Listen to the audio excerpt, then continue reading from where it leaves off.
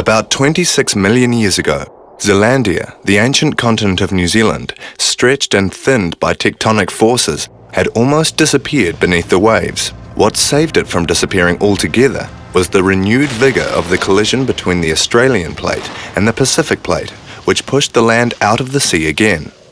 As the Pacific plate was forced under the north of New Zealand, a belt of volcanoes erupted in what is now Northland, moving southwards over millions of years towards the Coromandel.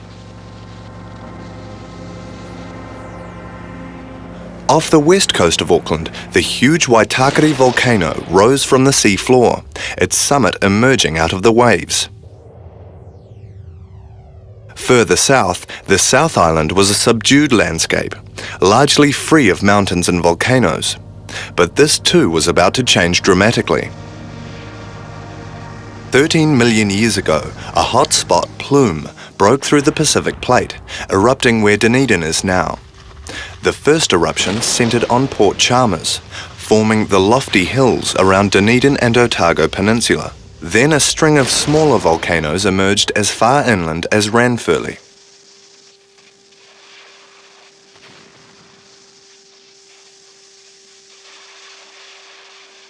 "10 million years ago, it was Christchurch's turn. A hotspot created three massive overlapping shield volcanoes, Banks Peninsula. 4 million years later, the action had shifted further east, as yet another hotspot brought the Chatham Islands up out of the sea in a series of blasts over 4 million years.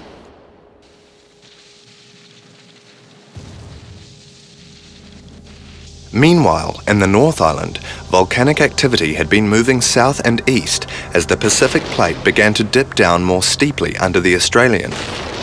One result was the creation of the most active and violent volcano in New Zealand, Taupo.